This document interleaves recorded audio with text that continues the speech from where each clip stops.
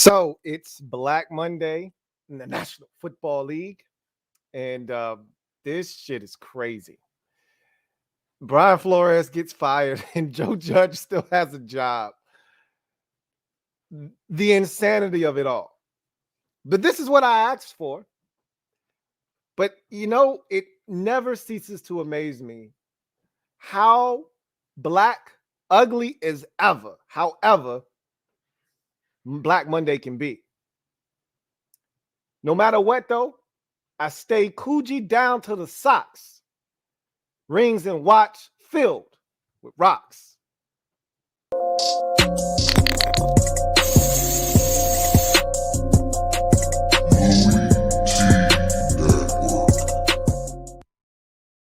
The Louie T Network is powered by the Card Collector Series. Join me, your man, Louie T, on my journey back into the card collecting space with the Card Collector Series on YouTube. Link is in the description.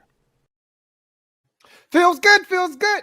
Who else could it be but me, your man, Louie T? Welcome to the 227th installment of the Louie T Network podcast. I, of course, am your set man, Louie T. Thank you for joining me. Welcome back. Welcome back. Welcome back. Welcome back. Today's going to be an abbreviated podcast. I don't have the amount of time I would love to spend on the topics of the day. We'll maybe circle back around to some of these as they develop a little bit more, but pressed for time today. But I did want to get this out while it was still pertinent. So today we're going to have a quick episode, gem dropping session on Black Monday. The social media maneuvers will be on the playoffs, and then we'll quickly get out of here. National championship game is tonight. We'll leave on that note. So with that said, let's jump into the proceedings this evening. You already know I got so much to talk about, so much to tell you guys on this break that I've had and all the things that I've gone through. But we'll do that at a later date and time. Today, we're going to get straight to the proceedings this evening. Let me drop this gem on your melon. Open your mind. Let your conscience be free. You're now rolling with your man, Louie T-double-E. Let me open you up. Get you thinking a little bit. So I want to play something for you from Jay Glazer that I listened to yesterday that mentally prepared me for what potentially could come down the pipeline today. So I wasn't as blindsided by the news of Brian Flores being fired. It doesn't make me any less angry and upset about it. However, I was mentally prepared because Jay Glazer yesterday mentally prepared me. I'll let you listen to what Jay Glazer had to say on the Fox pregame show yesterday about these coaches and Black Monday and the impending doom that was to follow. Listen closely. Jay Glazer is the next voice you're going to hear.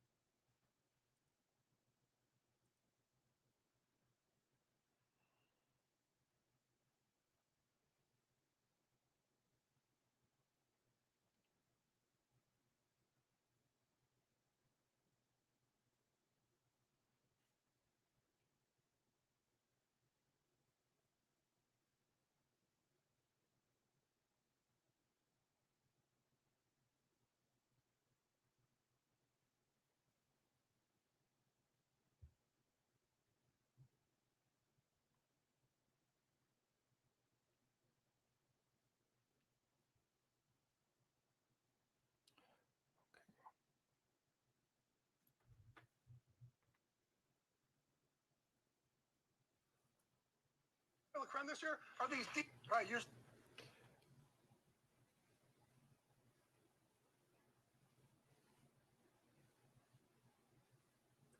So apparently you guys couldn't hear it. So I'll let you hear it here right now. we started Black Monday. Instead, it started today, and that's Vic Fangio. He's already out as head coach of the Denver Broncos. Darrell Bevel, we know he's going to be out here with the Jacksonville Jaguars, but the candidates they're bringing in, they per se don't want to work with their general manager, Trent Baalke, something the owner, Shad Khan's going to have to consider. Matt Nagy, I believe he is out in Chicago, but you got to look at Chicago. It's actually a pretty good opportunity. Got a quarterback there in top 10 in cap space next year. David Culley, I got him in the out list right now. It's not a definite, but I can't see them going one and done with David Culley down there. I do know they like Josh McDaniels as well. And finally down there, Mike Zimmer, I do think his time has come there with the Vikings. And one other note here, guys, I think there's probably going to be a surprise or two that ends up on this list. Not so much firing, but man, it's been a rough couple of years here with COVID. I could see a guy or two actually stepping away. Let's go over here to safe now. Look, those last three guys, without a doubt, safe. John Harbaugh, are you kidding me? Of course. And Brian Flores, I think he's done a phenomenal job this year, but I heard later this week, hey, just keep your eye on that Brian Flores. If they got rid of Brian Flores, there's a lot more problems in that organization than just that. He got a job in 2 seconds. Finally, time will tell. Matt Rule, I know it's put out there that he's safe. Not so fast. Matt Rule has to hire a rock star offensive coordinator for him to actually save his job, and he's been reaching out to some of those candidates this week. Chris Bisaccia has done a great job, but I think the Raiders would love to stay, Kurt. Jay, I'm Jay. Yes, Jay. They'd love to go and still perhaps get a rock star, maybe even look to trade for somebody. A Mike Tomlin or Sean Payton, something along those lines. Pete Carroll, I think time will tell over there in Seattle. I don't think it's going to look the same next year as it does this year. And finally, Joe Judge. I would have said a couple of weeks ago, definitely him, Dave Gettleman out this week. I'm actually going to say 50-50, and I think that he's trying to get it where Kevin Abrams is his general manager. No.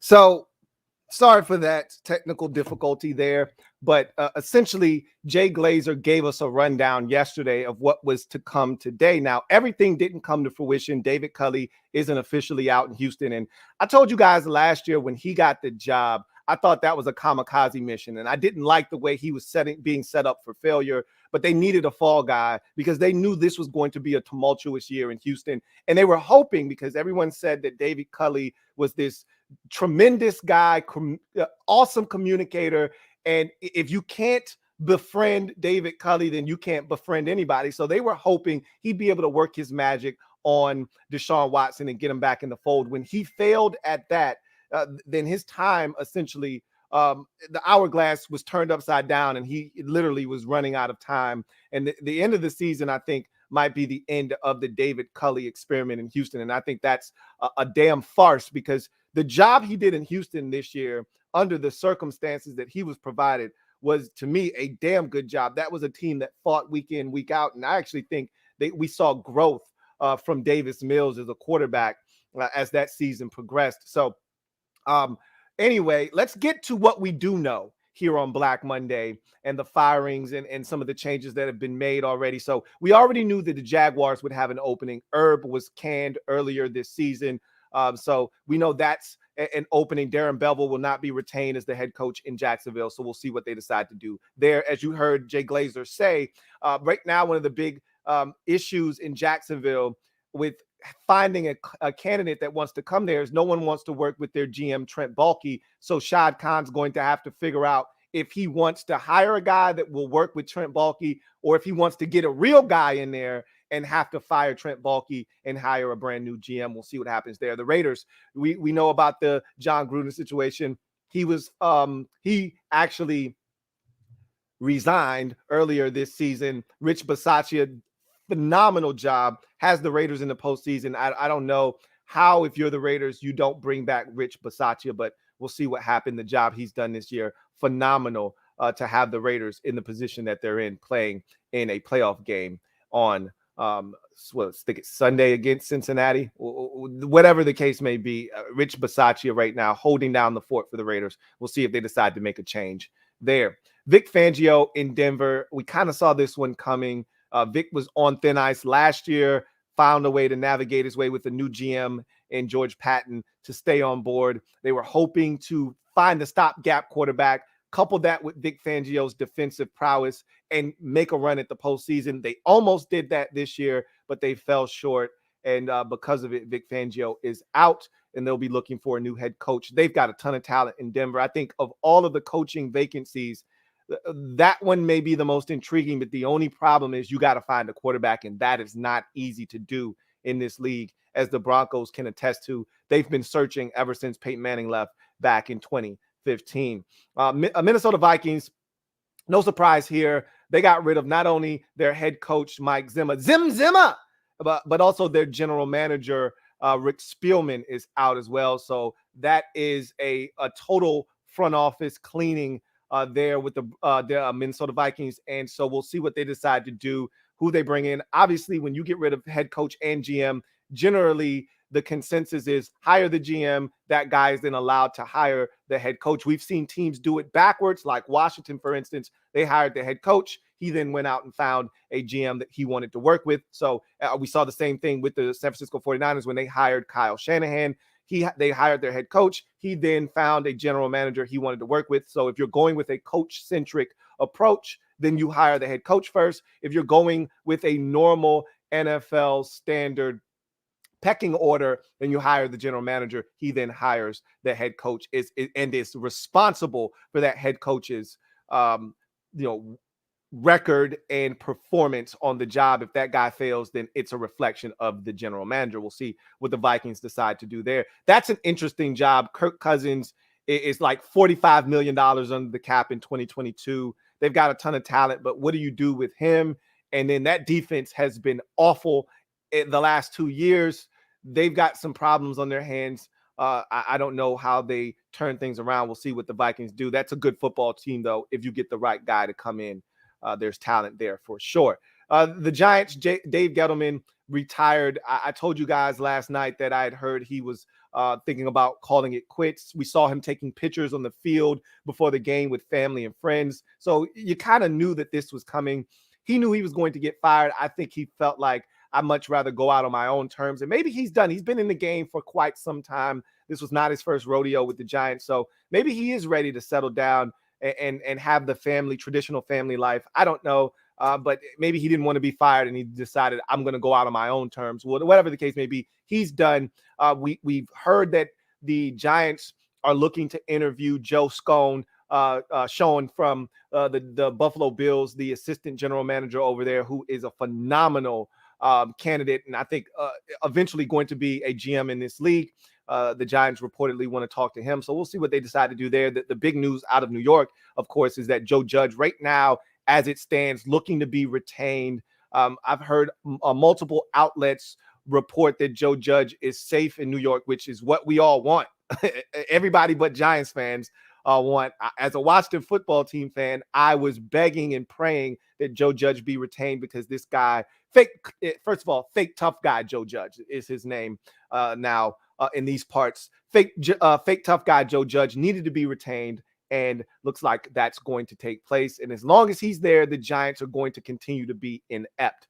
The Bears, Matt Nagy, that was definitely going to happen. It wasn't a matter of if, it was a matter of when. We heard reports 2 weeks ago that Matt Nagy said, hey, as far as I know, I'm going to be allowed to finish out the season. Anytime a coach has to make an announcement that he'll finish out the final 2 games of the season, you know he's a dead man walking. So Matt Nagy was handed his pink slip today.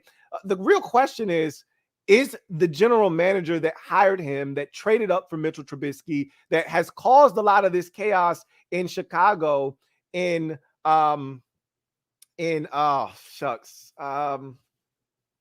can't think of his name. I'm blanking on the general manager in Chicago, Ryan Pace. The real question is Ryan Pace going to be gone along with Matt Nagy? I feel like if you're going to get rid of Matt Nagy, you should get rid of Ryan Pace as well. But we'll see. He's still fighting for his life as the general manager in Chicago. We'll see if that takes place or not. And then finally, the biggest surprise of the day, it wasn't a surprise to me because, as you just heard from Jay Glazer, he was told at the end of last week, hey, look out for Brian Flores. Like, everything's not all good there in Miami. Stephen Ross is a clown, and he is the biggest booster for the Michigan Wolverines. So my mind, the way it works, I'm thinking he's going to go after Jim Harbaugh. Right now, the reports are they're not going after Jim Harbaugh, but remember the reports were they weren't going after Deshaun Watson, and he had a meeting with Deshaun Watson. So I think he's doing all of this to try and woo Jim Harbaugh away from Michigan. Jim Harbaugh has already said he is interested in coming back to the NFL. It makes a ton of sense. I think this is a bad move. Brian Flores took a downtrodden Miami Dolphins organization and he essentially turned that thing around despite not making the playoffs last year. That was a 10-win team. Despite not making the playoffs this year, they started 1-7. He ran off 7 straight, got them to 8-7, finished the season out winning 8 of his final 9 games to get to 9-8. It was a remarkable turnaround for a team that looked like they were left for dead after the first 8 games of the season. And you're going to fire this guy after he went 24-15 in his last 39 games? This is what you do to Brian Flores to repay him for what he's done for this organization. I think it's a farce. I think the Miami Dolphins are a joke, and I don't know who they're going to hire. I don't care who they hire. This was a mistake, and we'll see what happens. I know that the defense was carrying this team. Tua Tagovailoa wasn't necessarily the preferred choice out there. The offensive line, they tried to build it. It's been a disaster, and the offense hasn't been all that great, but they've found ways to win games, and that's all that matters in this league. We don't care about aesthetics. We care about results, and Brian Flores was getting results with not a lot around him. So I think the Dolphins made a massive mistake, and if this man doesn't get a job this hiring cycle, then I'm going to question the process of the NFL. I'm going to have a huge problem, and I may riot and revolt if he doesn't get a job because of what he's done with that Dolphins organization. The only Bill Belichick assistant that's been able to leave and consistently kick his ass, you're going to get rid of him in the same division where you constantly get your ass kicked by the New England Patriots. You're going to get rid of the one guy that seems to be able to beat Bill Belichick on a consistent basis, going all the way back to when he had Tom Brady. You're going to get rid of that guy?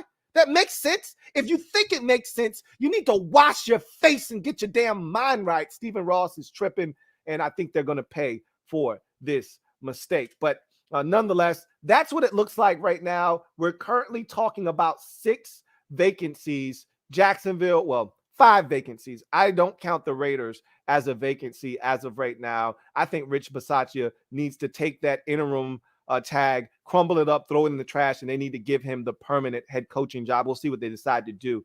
But Jags, obviously vacant. Broncos vacant. Vikings vacant. Bears vacant. Dolphins vacant. So we got 5 vacancies. If you throw the Raiders in there, it'll be 6.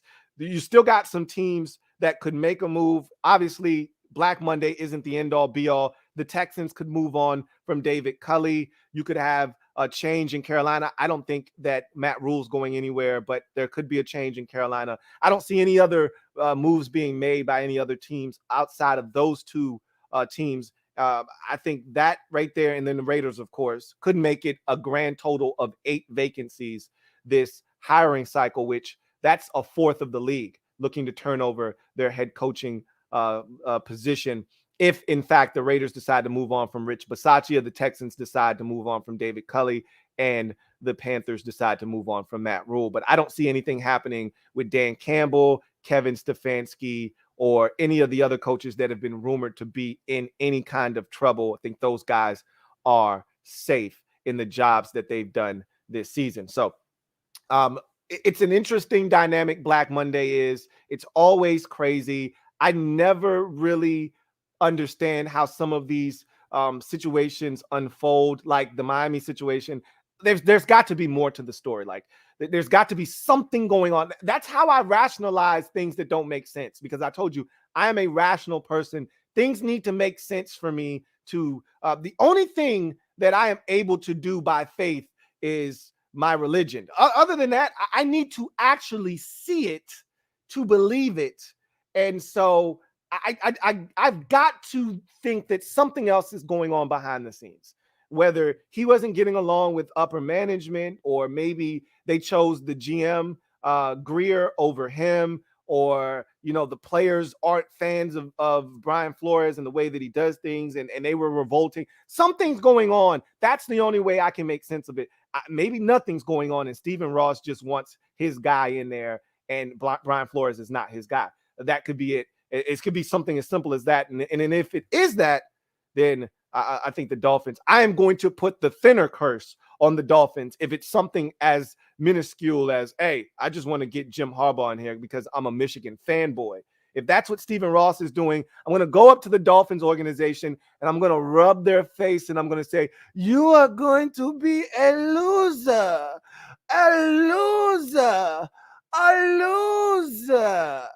Just like Thinner. And they're going to lose from here on out, and they're going to be pathetic, just like they were before Brian Flores got there. But we'll see what happens moving forward.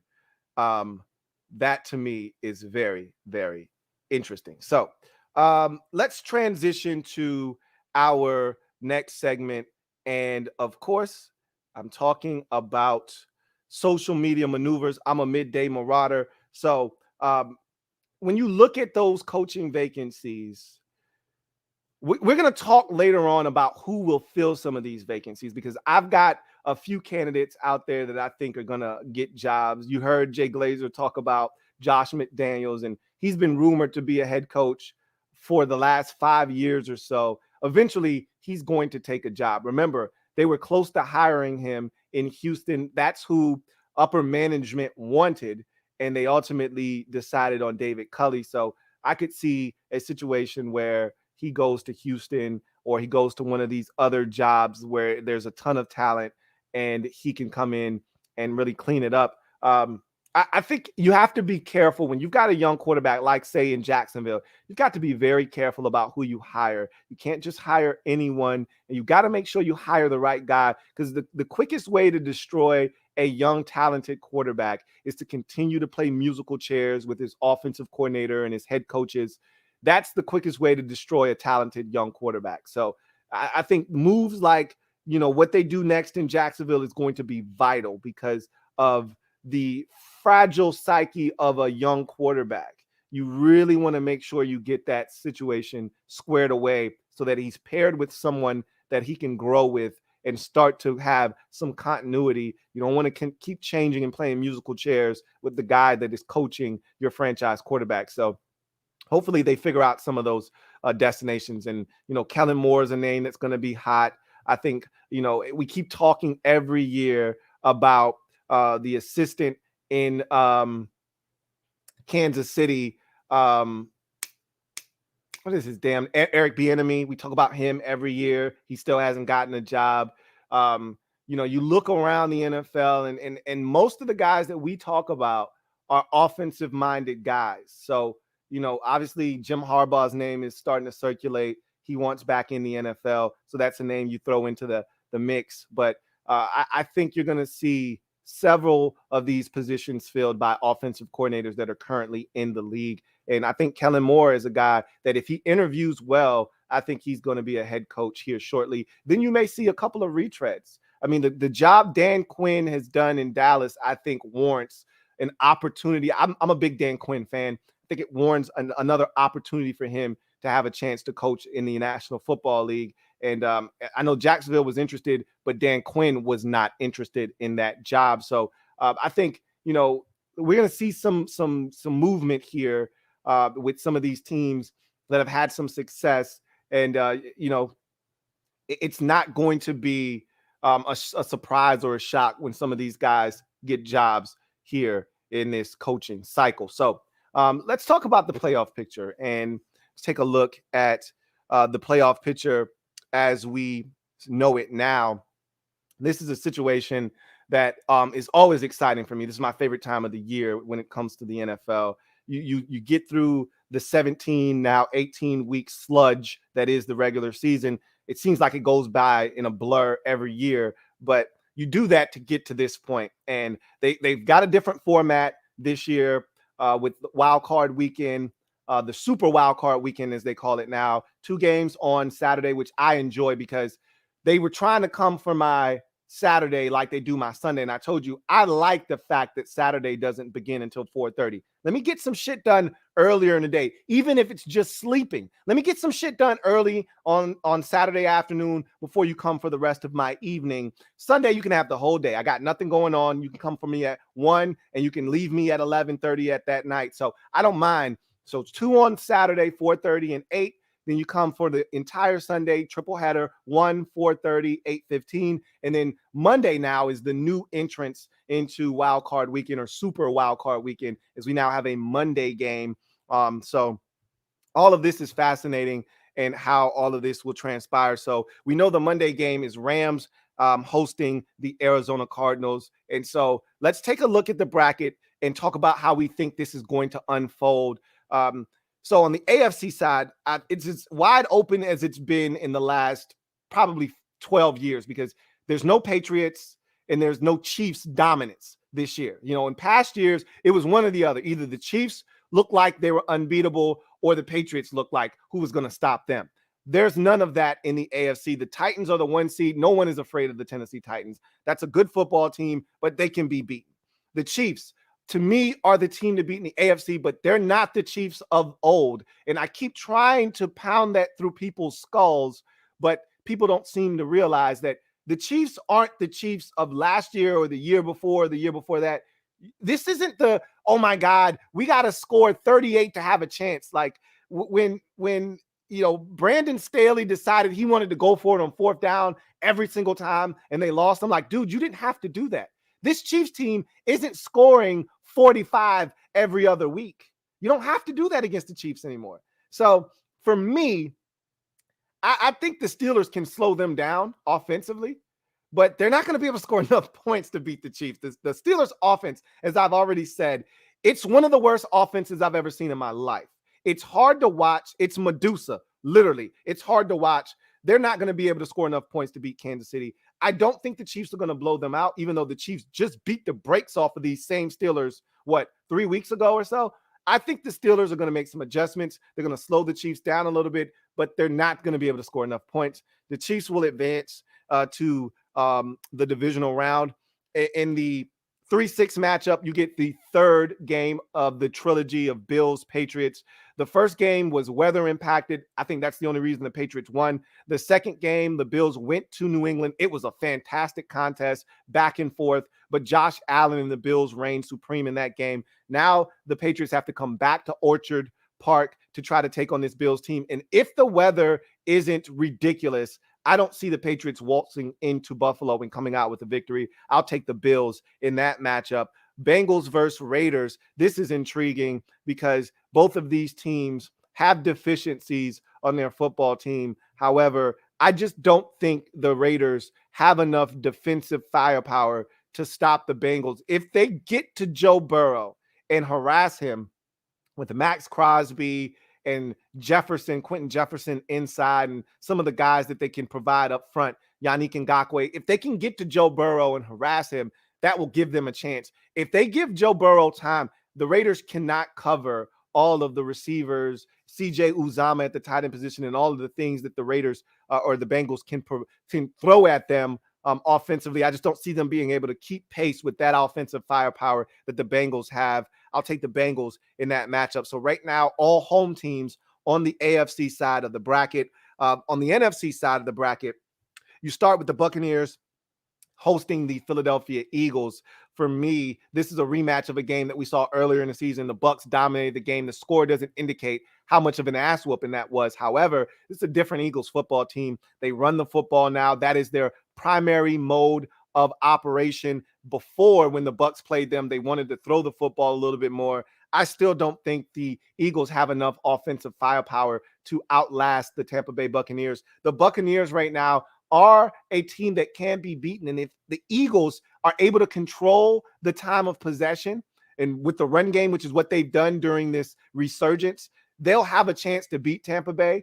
But if the Buccaneers can get them off the field and get the football to their offense, there's no way the Philadelphia Eagles can keep pace with, because the Eagles defensively aren't good. That's what I keep trying to tell people. They're not good on defense. The reason they've been better defensively, statistically, is because their offense is possessing the football, keeping their defense off the field. So if their offense can't keep the ball away from Tampa's offense, if their offense doesn't play keep away and win the time of possession battle, they're going to get their asses kicked on the scoreboard. I'll take Tampa Bay in that game. This is the most intriguing matchup to me of Wild Card Weekend. The 3-seeded Dallas Cowboys versus the 6-seeded San Francisco 49ers. This is a perfect matchup. And first of all, this is nostalgic for me. This is my childhood. This was the preeminent matchup when I was growing up as a kid. You could throw Green Bay in there as well. You knew it was going to be one of three teams that was going to come out of the NFC, and you knew what the NFC Championship game was going to be. It was going to be Dallas, San Francisco, or Dallas and Green Bay, and or it never was Green Bay, San Francisco, but you knew it was going to be one of those three teams. And the question wasn't whether it was going to be one of those three teams, just who was going to have home field advantage, because usually that was who was going to win the game, except for that one time Dallas went to San Francisco and won in that mud fest when Troy Aikman threw the slant to Alvin Harper on the backside when Michael Irvin decided, I'm going to go to the front side because that's the play that that's where they always throw the football. He throws the slant on the backside to Alvin Harper, who takes off. They end up winning the football game. This takes me back to my childhood. So I love this 3-6 matchup. And I think the 49ers are the perfect elixir for the Dallas Cowboys. When you talk about what the Dallas Cowboys struggle with, it's a team that is extremely balanced, that can run the football, that has a tight end that can hurt you, but more importantly, that can use that run game to then go play action fake, because they have some very nosy and aggressive defenders. You can get the Cowboys to over pursue with their speed, which is what the essence of what the 49ers do on the ground is, to use your speed against you, to press the hole, to stretch, stick your foot in the ground, cut it back. I think the 49ers have the antidote, have the answers to that Cowboys defense. And I think the 49ers, this is the thing that I'm not sure about. Can the 49ers defensively slow down Dallas's offensive attack? If they can do that, I think the 49ers sneak into Dallas and come out with the victory. I'm taking the 49ers in that football game. And then the final game of Wild Card Weekend, Rams hosting the Arizona Cardinals. This is crazy because the Cardinals will get DeAndre Hopkins back, and that changes their offense drastically. They may also get J.J. Watt back. That remains to be seen. However, this Rams team is an enigma to me. I've told you guys, you can't buy a Super Bowl championship. And even every time you want to believe in the Rams, they do some shit like they did on Sunday, blow a big lead, and in crucial situations don't get it done. I told you I don't trust Matthew Stafford, even though with the game on the line in regulation, he took his team down the field, delivered a beautiful ball in the corner of the end zone to Cooper Kupp. That should have been enough. That's why you traded for Von Miller. That's why you gave Jalen Ramsey the big contract. That's why Aaron Donald's on your defense. That's why you have Gumby. That's why you have all of these pieces, so that when Matthew Stafford throws a touchdown pass to give you a touchdown lead in the waning moments of a football game with a minute and some change left, your defense is supposed to come on the field and make it stand. They didn't do that. I don't know how clutch Matthew Stafford is, but I'm questioning how clutch is this Rams defense. I'm not sure that this Rams team is good enough to beat the Arizona Cardinals if the Cardinals are mentally locked in. Now, that's the problem with the Cardinals. They've struggled down the stretch. Remember, their record is so crazy because you look at it and you forget the Cardinals were the last undefeated team in the NFL. You forget that because they've struggled so mightily down the stretch of this season that you forget that they were the last undefeated team. They were begging for respect 3 weeks ago, and they've been getting their brains bashed in. Nobody respects us because you can't win big games. Your home record was abominable. It was abominable. Okay, it was an abomination. It was abominable this year. And so when I look at Arizona, they're a different offense when they got DeAndre Hopkins. He should be back, but how effective will he be? We don't know. J.J. Watt may come back and add some more girth to that front. They destroyed the Rams earlier this season in L.A., did these Cardinals. But that was a different Arizona Cardinals team that was playing with a different level of confidence. If they can tap back into that, they can go into LA and win, because LA is still not a home field advantage. I heard Matthew Stafford say that, we were really dealing with a lot of noise in the game. It was a challenge for us all game. Dude, you were at home. So they're still dealing, just like the Chargers when they're at home. LA hasn't embraced either one of these teams quite yet. And fan bases are able to come in and take over. Arizona, I don't know if their fan base is rabid enough to come in, take over that stadium. But one thing is for sure, the Cardinals are not afraid of the Rams. And I could see them going into LA and winning that game. But this is their first time in the playoffs. Cliff Kingsbury's first time, Kyler Murray's first time. I generally try to stay away from first timers. Just like with Cincinnati, I'm a little skeptical, but guess what? Derek Carr's first time. Rich Bisaccia's first time. So I'm going to go with the more talented team in that matchup in Cincinnati. This is a little bit different. Sean McVay's been here before. Matthew Stafford's been here before. They haven't had success. McVay has, but Stafford hasn't. But still, I'm going to go with the team that's been in the postseason before. They're not afraid of this moment. This stage is not going to be too big for them. I'll take the Rams begrudgingly. I would not be shocked if the Arizona Cardinals won that football game. So we'll see what happens. I think this is going to be a compelling playoff slate in Wild Card Weekend. I think it gets even better in the divisional round. I think because we don't know. That's what makes this so intriguing. Anybody could win the Super Bowl this year. If you told me anybody but the Steelers don't have enough offensive firepower to win the Super Bowl. If you told me any of the other 11, what do we have? 14. So we got 14 teams. So if you told me any of the other 13 teams win the Super Bowl, I don't think the Raiders are good enough to win the Super Bowl. Okay. But if you told me any of the other 13 teams outside of the Steelers won the Super Bowl, I would believe you, because that's how wide open this thing is on both sides of the bracket. Green Bay is a beatable football team. Even though they're the number one seed, we know they're not afraid to squander home field advantage in the NFC Championship game. They did it last year. We know they're not afraid to do that. The Titans, no one's afraid of the Tennessee Titans. They're a good football team. We don't know what Derrick Henry's going to look like when he comes back.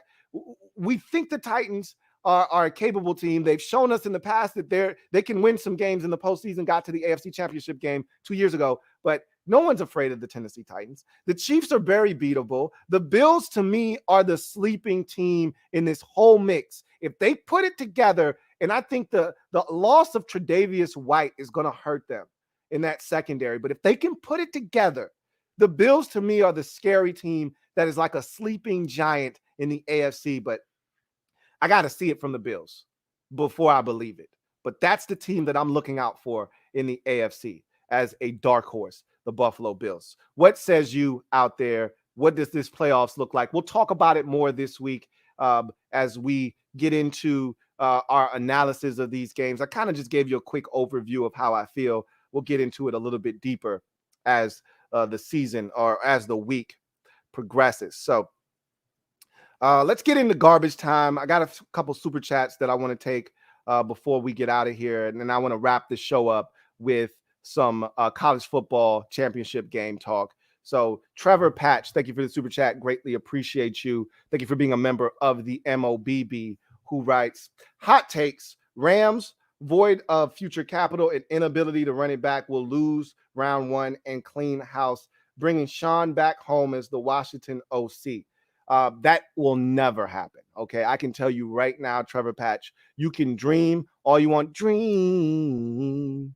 You can dream all you want about that scenario. He's not coming back to Washington as an offense. First of all, if Sean McVay gets fired, he's getting another head coaching job. He never has to go back to being an offensive coordinator again. Okay. Some guys, when they get fired, they got to go back to the coordinator route in order to get back to the head coaching status.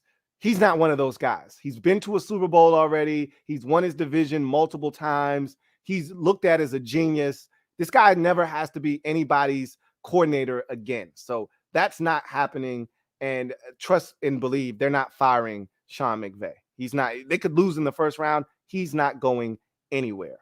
So you can dream, though. I'm not going to stop you from dreaming. I'm just going to tell you that is not going to take place. Emperor Meach, thank you for the super chat. Greatly appreciate you. My guy Emperor Meach writes, Fins firing Flores is trash, super trash. He says they're low-key dysfunctional. That isn't talked about. Glad you got old boy the other night because he was about to go left real quick. Look, Big Money Sonny's a good dude. And I had to tell him, you family. All right. So, sometimes there are misunderstandings amongst family members. So we had to de-escalate that situation. It didn't need to get ugly. There's no need for that. He says, glad to have you back, bro. Glad to be back. It feels good. Feels good to be back. But again, I'd like to tell you that excuse me, I'm going to be back into a normal schedule, but I'd be lying to you if I said that. I'm going to try to get back into the swing of things, but it's right now a fluid situation, but feels good to be back. That is for sure. And just so you know, your boy Joe Judge looks like he's hanging around. I know that is music to your ears. Emperor, Meech, Kyle, thank you for the super chat. Greatly appreciate you. My guy Kyle writes, end of an era for my Vikes, Lou. That we let go of head coach and GM, but keep Cousins. Is there any trade value for him? Also, is this a rebuild or a retool? So for the Vikings, I think they got rid of Zimmer and Spielman because they feel like this is a retool, not a rebuild. They think they have enough talent. The reason they fired Zimmer and they fired Spielman is because they think they should have won more games and be in the playoffs. They feel like they've underachieved grossly. Not necessarily last year. The injuries were ridiculous last year, right? But they feel like they underachieved this year. Like they felt like there was no reason. You saw all of the losses by single digits by one score this season. And a lot of that, if you ask Vikings fans, is a product of poor coaching. When you lose a lot of close games, some of it is the luck of the draw. You're playing against a team. They've got, like last night, Justin Herbert, he refused to let his team lose. And had he gotten the football back, they would have won that game. Like sometimes that's just what happens. You run into a quarterback that's just better than yours, and you can't get it done. However, a lot of those losses felt like coaching losses.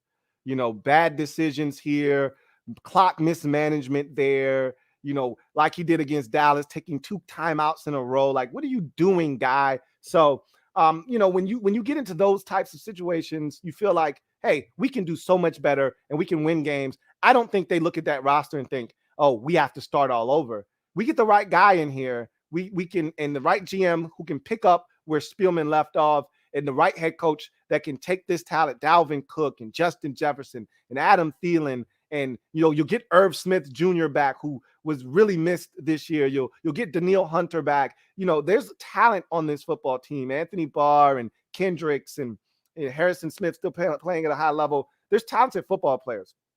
And I think there's some other young guys that are stepping up. Osborne and Smith Marset. These are all guys that Kene Wangwu. These are all guys that I think can actually have an impact for this team moving forward. So when you look at this Vikings football team, there's talent, and I think they feel like they underachieved. So this is a retool. This isn't a rebuild. They're going to look to get a guy that's going to come in and have them hit the ground running. As far as Kirk Cousins is concerned, that cap number is ridiculous. It's through the roof. I don't see anybody trading for that.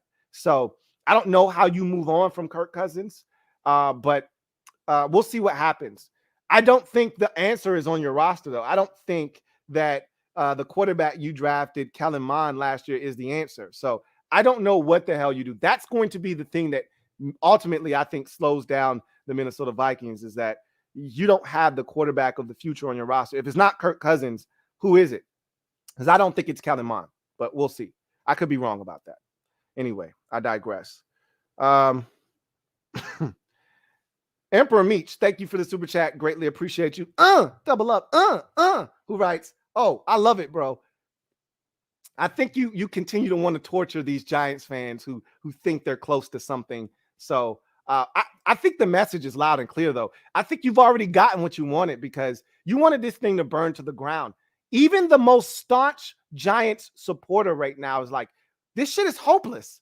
Michael Strahan, Giants legends everywhere. Everyone is saying the same thing. We got to get this guy the hell out of here. This is terrible. Everyone's saying that the Jets, of all teams, they're more hopeful. There's more hope for the future in New York with the Jets than there is the Giants. So, I mean, people are saying the Lions have more hope in their franchise than the Giants. Like, it's bad.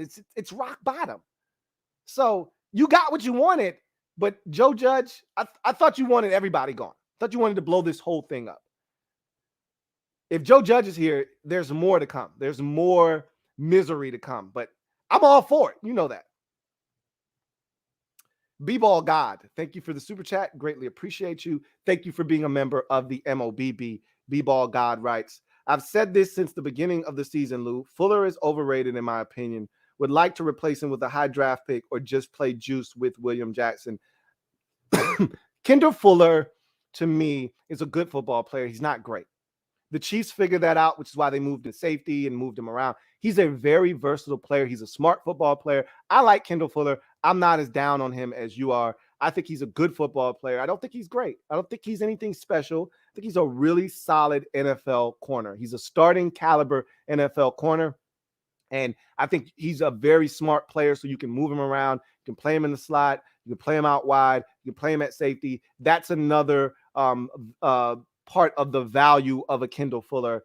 But to me, with Kendall Fuller, you would really prefer him to slide inside to nickel and put juice outside. That would give you two long, rangy corners on the outside, pause, and a very experienced corner inside in Fuller. But Fuller's best work in Washington 2.0 has been outside. So kind of hard to do that, but we'll see what happens with that. Anyhow, let's finish up this show with some college football talk. So tonight you get the national championship game. Alabama, Georgia. Georgia right now, last time I saw it, Georgia was like a 2.5-point favorite. That number may have come down. It may have gone up slightly. I think Georgia's the better, more complete team. However, every time Nick Saban is doubted, every time he's an underdog, he usually comes out and does what he did to Georgia the first time when he was an underdog. And Georgia's defense, I've said this all year, they're dominant. And what did I tell you guys? I told you it's like the second or third week of the college football season. I said, we already know what the national championship game is going to be. It's going to be Georgia and it's going to be Alabama. Okay. Who didn't see this coming? Right. So we already knew we were going to end up here. It's just how were we going to get here? And so we got here with Alabama beating Georgia, not Georgia beating Alabama. So we get to the national championship game. It's a rematch of a regular season matchup where Georgia was destroyed by Alabama. But Bama now doesn't have one of their best wide receivers. As a matter of fact, he got hurt in that game. Georgia's playing with a lot more confidence now than they were then, and they've seen this Alabama offense now for, this will be the second time. So I think adjustments can be made. I still don't believe in Stetson Bennett, though. That's the thing that has me apprehensive. I feel like my Atlanta Braves have broken the Georgia sports curse that was hanging over that entire city. And so now that the Braves have won, I think the Georgia Bulldogs, who haven't been able to get over the hump, are now allowed to win. Excuse me. They've been unlocked, if you will, by the Braves winning the World Series. So I think it's their time. However, I just struggle with Stetson Bennett. I struggle with him and his ability to lead them to a victory over Nick Saban and the Alabama Crimson Tide. I think Bryce Young is a stud. And I don't think you can win a national championship with Stetson Bennett as your quarterback. So I struggle with the whole concept of him playing good enough football to beat Alabama. But if he does, and he was phenomenal versus who they beat up. Was it Michigan that they beat up? Yeah, it was Michigan. And Alabama took care of Cincinnati. He was phenomenal against Michigan. If he can play that way in this game, they'll win. I just don't think he will play that way in this game. And that's why my heart says Georgia, but my head says Bam. I'm going to go with my head and take the Alabama Crimson Tide. I think it'll be a much more competitive game than the one we saw in the regular season. But in close games, I tend to side with the team with the better quarterback and the better coach. That's Alabama. So I go with the Crimson Tide. We'll see what happens in the game tonight. Should be a fun watch and a nice period on a college football season that was wacky and zany. And to me, football in general has been wacky and zany, and college football has been a microcosm of what the football in general has been this year. Just unpredictable, even though this was predictable. This national championship game, the two participants was very predictable. So anyway, That's going to do it for me, your man Louie T here. I told you this was going to be a shorter pod because I'm short on time, but I appreciate you guys kicking it with me. And hopefully we can be back in the mix consistently. And this is something we can get back to on a regular basis because I miss you guys. And deep down inside, I know you missed me too. So in any event, I'm going to glide to the side, allow you guys to get back to whatever it was you were doing before I interrupted. If you haven't already done so, hit the like button. There's almost 200 of you out there. There's no reason to only have 77 likes. You guys are being flagrant right now. You're disrespecting the platform, and I don't appreciate it. If you haven't hit the like button, please do so at this current juncture. That's going to do it for me, your man Louie T, here on the Louie T Network podcast. Until next time, I'm your man Louie T, signing off, telling you to make sure you enjoy the football game tonight and start revving up the engines for the NFL playoff because it's going to be epic. Until then, you guys take care. God bless and good night. Louie